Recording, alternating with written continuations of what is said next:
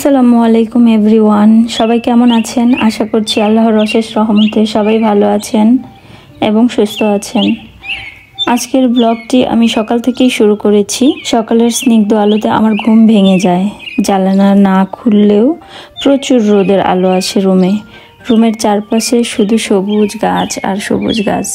দেখতেই পাচ্ছেন আমার গাছগুলো কত সুন্দর হয়েছে। ছোট্ট একটা চারা ছিল, এখন আস্তে আস্তে বড় হচ্ছে। আর এই যে বেল গাছটি, সকাল হলে এর মধ্যে অনেক পাখি এসে ডাকাডাকি করে, দেখতে খুবই সুন্দর লাগে। মাশাআল্লাহ, অনেকগুলো বেল হয়েছে। আর এই বেলগুলো যখন পাকে তখন দেখতে আরো বেশি সুন্দর লাগে।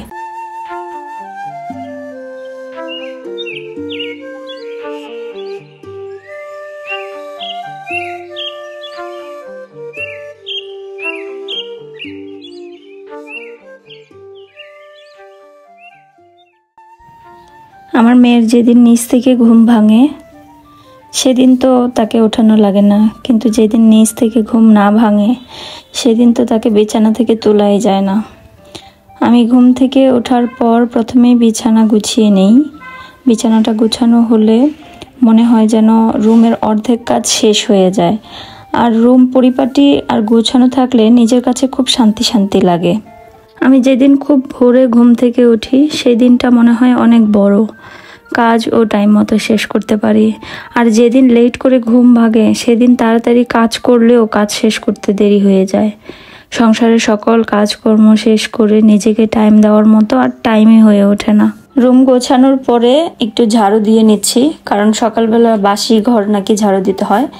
মুরব্বীরা বলতেন যে ঘুম থেকে ওঠার পরে আগে ঘর ঝাড়ু দিয়ে নিতে হয়। তো যাই হোক, আমি বিছানা গুছিয়ে সব কাজ শেষ করে তারপর এখন ঝাড়ু দিয়ে নিচ্ছি। ঝাড়ু দেওয়ার পরে জন্য আমি সকাল সকাল চেষ্টা করি যে হাতের যা কাজ আছে, রুমের যেই গোছানোর যেই কাজগুলো আছে সেগুলোকে আমি যেন চেষ্টা করি শেষ করে দেওয়ার। ঘর পরিষ্কারের পর ফার্নিচারগুলোকে ক্লিন করে নিচ্ছি। ঝাড়ু দেওয়ার পর ফার্নিচার ক্লিন করলে ময়লা কম পড়ে, না হলে ঝাড়ু দিতে গিয়ে আবার সেই ময়লা উঠে পড়বে। তাই সব কাজ শেষ করে মোছামুছির কাজগুলো সবার শেষেই করতে ভালো লাগে। আর ফার্নিচার আমি সবসময় ডিপ ক্লিনিং করতে পারি না, সময় পাই না। তো সপ্তাহের 2 দিন বা 3 দিন চেষ্টা করি এভাবে ভেজা টিস্যু দিয়ে একদম ভালোভাবে কোনায় কোনায় ডিপ ক্লিনিং করার জন্য। তো আর বাকি যেই দিনগুলো থাকে সেই দিনগুলোতে এমনিতেই শুকনো কাপড় দিয়ে ঝেড়ে রাখি ধুলাবালির হাত থেকে বাঁচার জন্য, এই আর কি। যারা এখনও আমার ভিডিওটি কন্টিনিউ করছেন, প্লিজ আমার ভিডিওটিতে একটি লাইক দিয়ে দিবেন এবং আপনাদের ফ্রেন্ড অথবা ফ্যামিলি মেম্বারদের সাথে আমার ভিডিওটি শেয়ার করতে পারেন। আর যদি সাবস্ক্রাইব না করে থাকেন তাহলে প্লিজ সাবস্ক্রাইব করে আমার পাশে থাকবেন।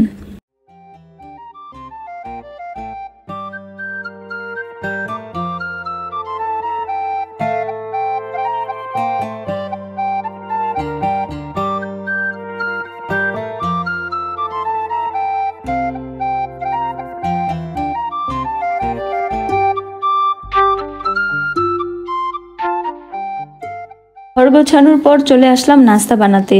প্রথমেই দুধ গরম করে নিচ্ছি, কিন্তু প্রতিবারই আমার সাথে এমনটা হয়। যতক্ষণ তাকাই থাকি ততক্ষণ আর দুধ নড়বে না। যেই অন্যদিকে তাকাবো ব্যাস দুধ চুলা থেকে নষ্ট হয়ে যাবে। দেখেন অবস্থা। দুধ নামিয়ে চায়ের জন্য পানি বসিয়ে দিলাম। চা না খেলে মনে হয় কেমন ঘুম ঘুম লাগে। আমি সকালে একটু হালকা নাস্তা করি। সকালবেলা চা হচ্ছে বাঙালি জাতির সবথেকে কমন একটি খাবার এবং আমার মনে হয় সবারই প্রিয়।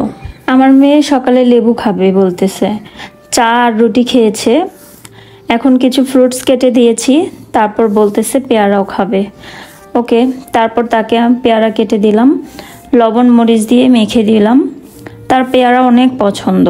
বাসায় পেয়ারা থাকলে যখন তখনই খেতে চায়, কারণ পেয়ারা হচ্ছে এমন একটা খাবার যেটা সকলেরই খুব প্রিয়। আমারও অনেক পছন্দ পেয়ারা, আমার হাজব্যান্ডেরও খুব পছন্দ, আর আমার মেয়েরও অনেক পছন্দ। তো সকালের কাজকর্মগুলো সব গুছিয়ে দুপুরের জন্য রান্নার জন্য প্রস্তুতি নিচ্ছিলাম।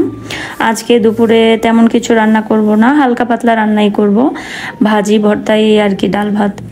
তো আজকে আমি ভাজি করব হচ্ছে ঢেঁড়স ভাজি, করলা ভাজি, তারপরে হচ্ছে গিয়ে ডাল রান্না করব। তো সবগুলো আসলে ফুল ভিডিও দিতে পারছি না, ভিডিওর কিছু ক্লিপ আর কি এখানে শেয়ার করছি। যেহেতু আমার ব্লগ ভিডিও, সেহেতু এত কিছু দেখানো সম্ভব হয় না সব সময়। তো আমি ভাজিটা বসিয়ে দিয়েছি, কারণ আমার চুলা এখানে একটাই, আমার 1 বার্নারের চুলা। তো যার কারণে আমার রান্না করতে অনেক দেরি হয়ে যায়। এ কারণে আমি যেটা প্রথমে রেডি করি সেটা আগে বসিয়ে দিই। ঢেঁড়স ভাজিটা হয়ে যাওয়ার পরে আমি করলাটা আগে থেকে রেডি করে রেখেছিলাম, সেটাও বসিয়ে দিয়েছি। এক পর্যায়ে সেটা হয়ে গিয়েছে। তারপর করলা হওয়ার পরে আমি ডালও বসিয়ে দিয়েছি, ডালটাও প্রায় হয়ে গিয়েছে।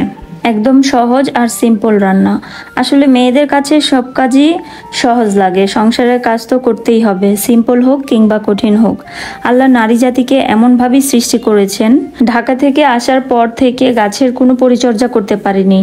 আজ ভাবলাম একটু গাছের পরিচর্যা করি, কিন্তু গাছের যে অবস্থা হয়েছে আর পোকামাকড়ের খুব খারাপ অবস্থা, তাই সিদ্ধান্ত নিলাম গাছগুলোকে কেটে ফেলবো। এক এক করে সবগুলো গাছকে কেটে কেটে দিলাম, যেন নতুন করে আবার সুন্দর করে গাছগুলোকে ঠিক করতে পারি। পানির অভাবে মাটিগুলোও শক্ত হয়ে গিয়েছে, তাই নতুন করে সব ঠিক করব ভাবলাম। গাছ তো সবারই খুব পছন্দ, ঘরের সাজানোর জন্য গাছ অনেক সুন্দর মানায়, কিন্তু গাছের পরিচর্যা করতে না পারলে সেটা আসলে কেমন হয় সেটা তো দেখতেই পাচ্ছেন। আমার গাছগুলো পরিচর্যার অভাবে এমন হয়ে গিয়েছে। আর রুমের মধ্যে একটা মানি প্লান্টের একটুকু ছোট্ট একটা ডাল ভেঙে আমি পানিতে রেখে গিয়েছিলাম, সেটা মাশাআল্লাহ অনেক বড় হয়েছে। তো সেটাকেও মাটি দিয়ে লাগাবো। সাধারণত দুপুরে খাওয়ার পর একটু বিশ্রাম নেই, কিন্তু আজ কোনো বিশ্রাম নেই। বারান্দার কাজগুলোকে শেষ করে একটু ছাদে এসেছিলাম। বিকালবেলা চারপাশটা দেখতে খুবই ভালো লাগে। এত গাছপালা আর সবুজ দৃশ্য, হালকা বাতাস, কার না ভালো লাগবে। দেশ ও দেশের বাইরে আমার প্রিয় ভাইয়া ও আপুরা, যে যেখান থেকে আমার ভিডিও দেখছেন, আমার ভিডিওর কোনো অংশ যদি আপনাদের কাছে ভালো লাগে তাহলে প্লিজ একটি লাইক দিয়ে আমার ভিডিওটি কন্টিনিউ করবেন। আপনাদের একটি লাইক আমার ভিডিওর জন্য অনেক বেশি গুরুত্বপূর্ণ। আপনাদের একটি লাইক আমার ভিডিওটিকে অনেকের কাছে পৌঁছে দিতে সাহায্য করবে। আর আমার ভিডিও যদি কারো কাছে একটু বেশি ভালো লেগে থাকে তাহলে প্লিজ সাবস্ক্রাইব করবেন। সাবস্ক্রাইব করে পাশে থাকা বেল বাটনের অল অপশনটি চালু করে দেবেন। সবাইকে ধন্যবাদ। আল্লাহ হাফেজ।